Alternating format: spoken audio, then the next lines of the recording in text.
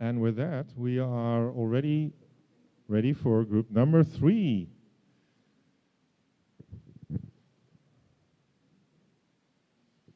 So please prepare yourself by standing on the line and feeling what that's like. You're allowed to step on the line. Yeah. To whom may I give the microphone? Ladies and gentlemen, group number 3.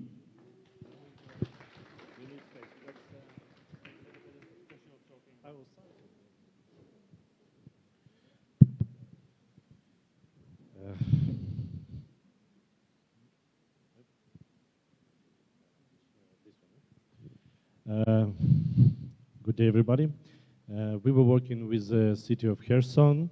A couple of words from me about this city, for whom maybe don't know it, don't get acquainted what it is. It's actually the regional center. It's a regional center of frontline, so our case is more or less appropriate for cities like Sumy, like Zaporizhia, which are big regional centers that are on the front line, right near the front line right now.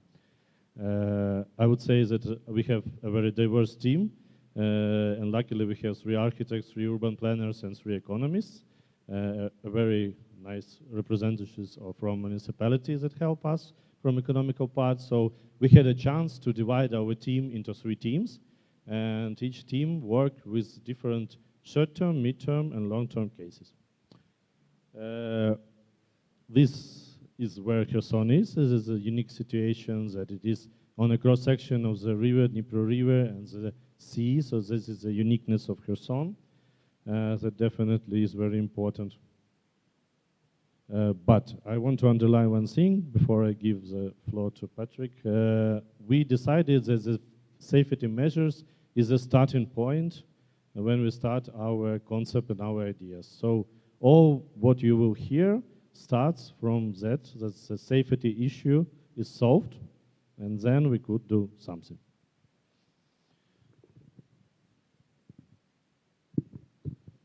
Thank you. But maybe it's good also to understand that before the war it was already a shrinking economy. Oh. I have to do something wrong. It was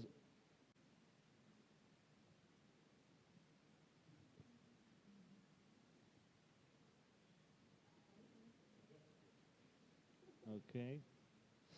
So it was already shrinking population. People already were leaving because there was no proper future for them. So that's also one part of what we are looking for, and it resulted also not only because of the war, but also because of this people that leaving, mostly young people that were leaving, that we have a very old population at the moment in Kherson. So what I want to do now is give a short kind of content page, so to take you also with a journey. What will later on will be presented by the short, mid, and the long term.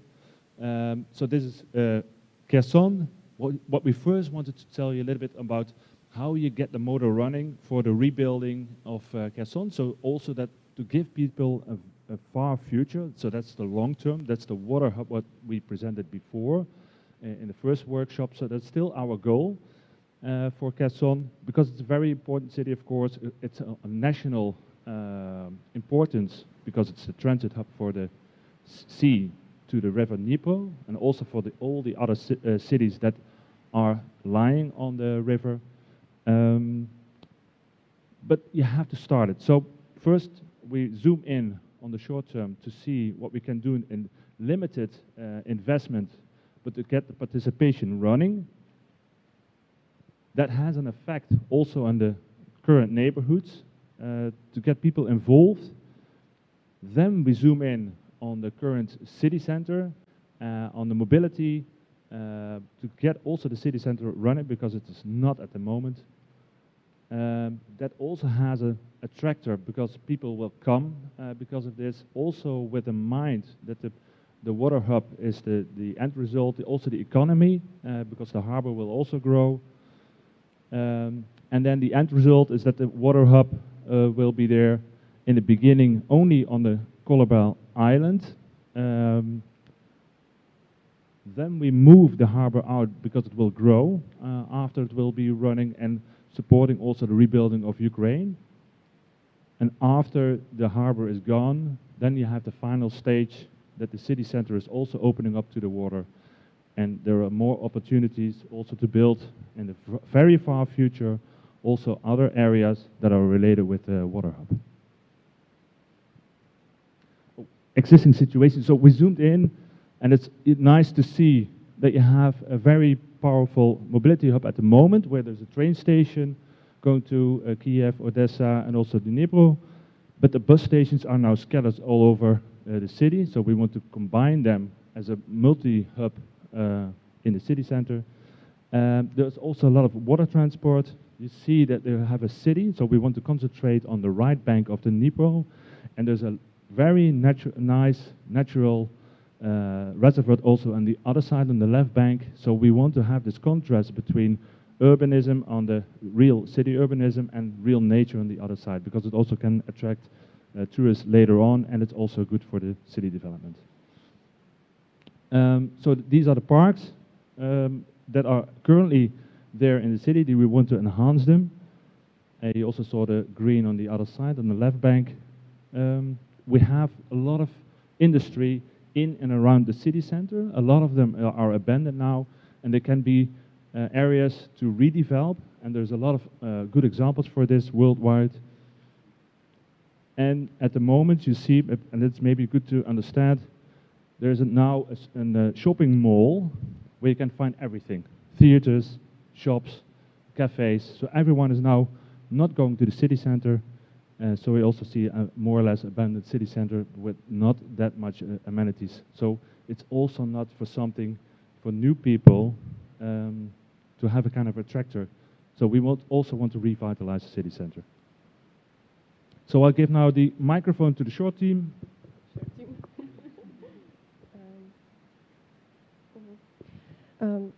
Yes, so it's important to remember that our main visible output will be the hubs that we will create throughout the Kherson, but also we will want to focus on immediate recovery actions, and for that we will need to conduct a technical analysis of infrastructure conditions to understand what's damaged and where we can conduct some first recovery activities.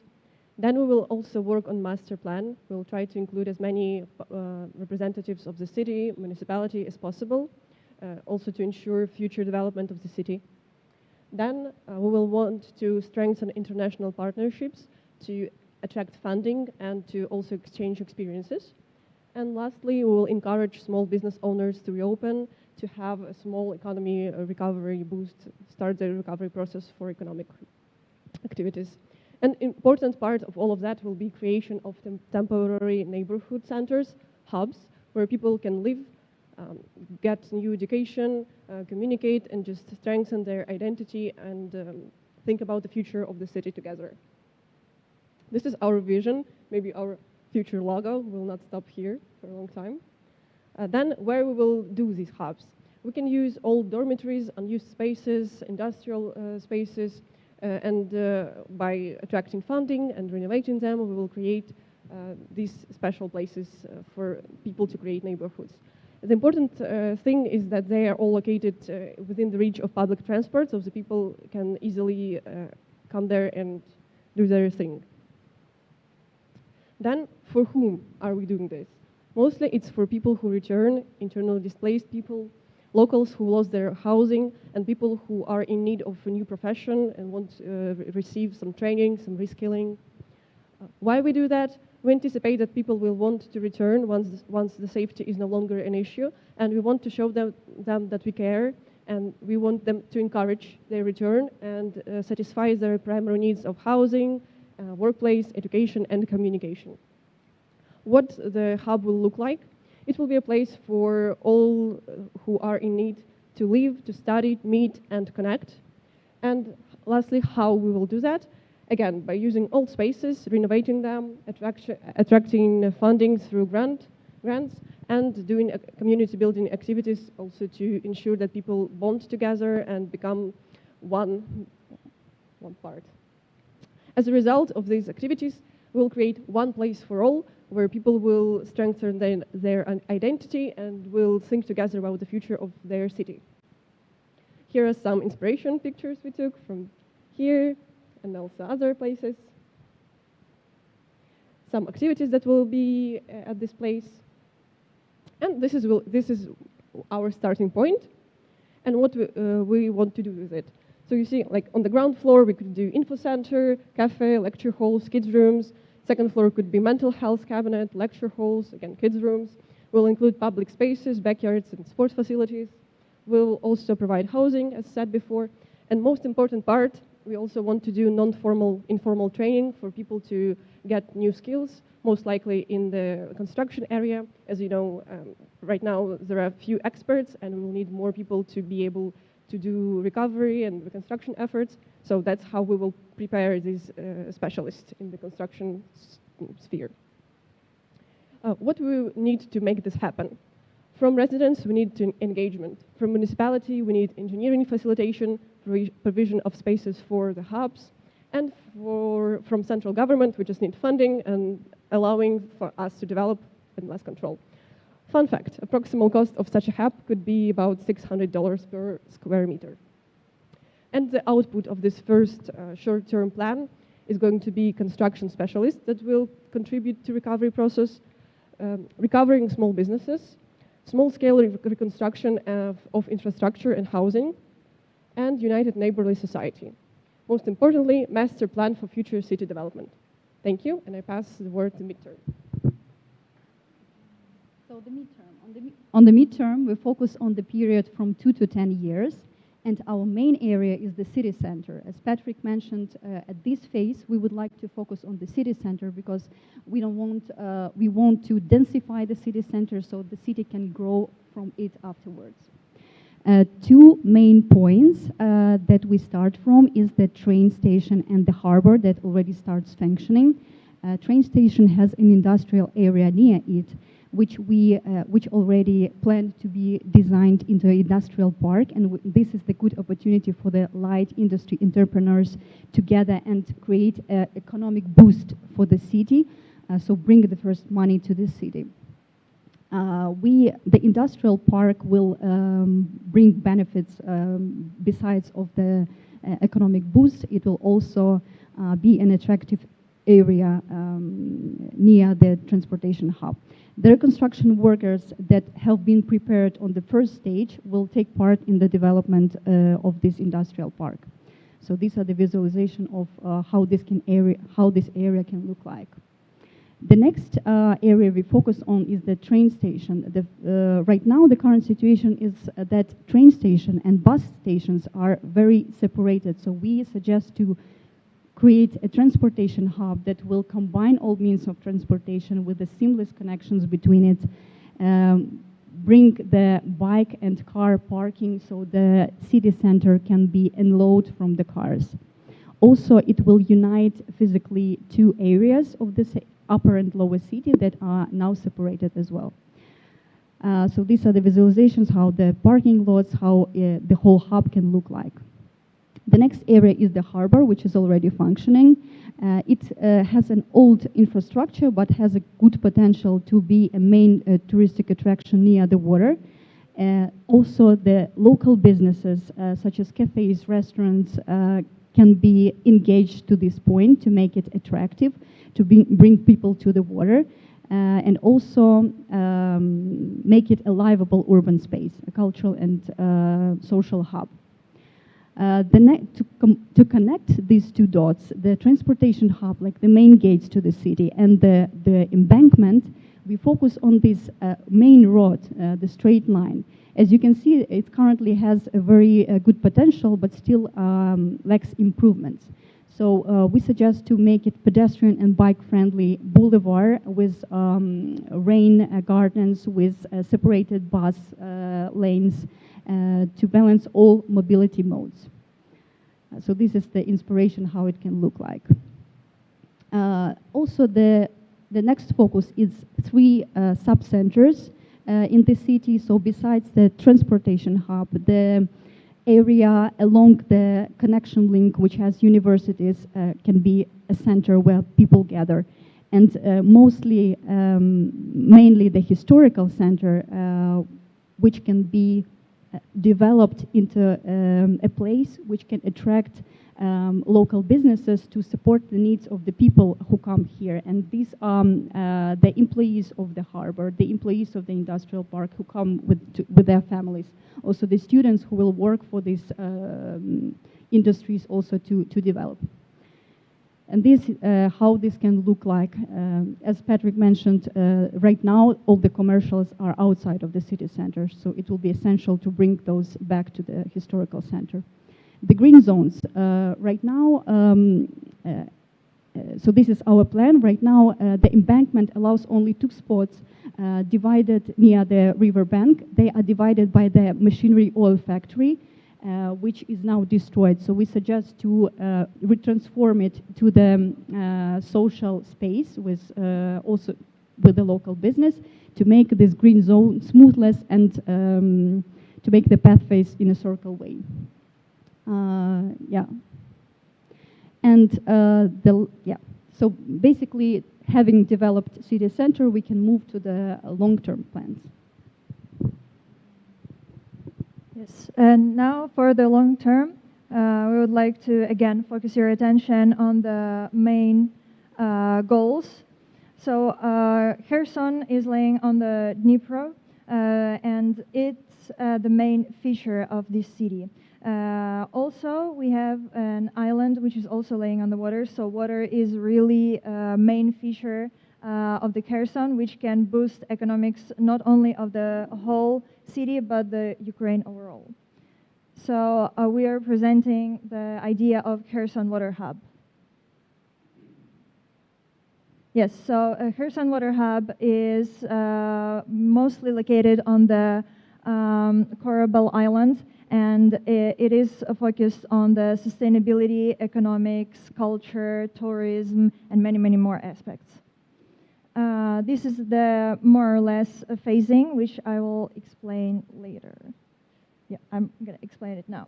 So we are zooming out a little bit, and this is the harbor, which we're making a proposal to move it closer to the Black Sea, to also give to it more possibilities to expand, to grow, and to give more profit. And it's also going to be more accessible to the trade market because it's closer to the Black Sea. And here are some references where such modifications were successful. And now we're focusing more on the Korabel connection. So here, as it was mentioned earlier, it was there is a harbor which we're moving more to the south. Together with it, we're relocating the main infrastructure which is connected to the ship producing, etc. Together with these, some changes are going to be to the rail paths. And as you can notice, those rail paths are laying on the shore of the river. And by, coming back to the changing the location of the ports, here are some also good examples of what is going to be with the constructions of previous ports. Yes, so now we are removing the railroads, and all of this territory is going to be totally accessible for the pedestrians. So we are really opening the city for users. Together with it, we are proposing some extra pedestrian routes which are going to be accessible to the island itself. Together with this, transport is going to be more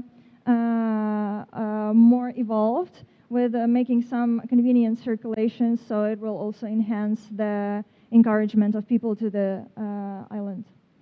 And also, there are already some private ports, but I would like to focus also on the public transport, water public transport. So here you can see some main routes and main stops of the water transport, which will also encourage some more people.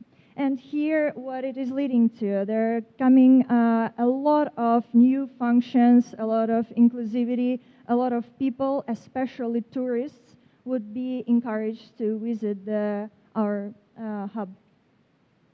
And some financial opportunities as well, so that's training and education, environmental sustainability services, logistics, transportation, recreation, leisure, hospitality, and tourism. And this also leads us to a lot of opportunities for new, sustainable, and futuristic neighborhoods. Yes, Kherson Water Hub. Thank you for your attention.